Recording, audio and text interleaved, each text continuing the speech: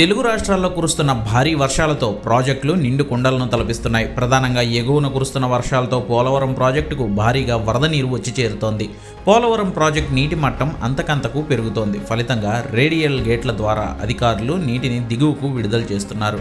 Drone దృశ్యాల్లో పోలవరానికి వరద ఏ స్థాయిలో వస్తోందో గమనించవచ్చు.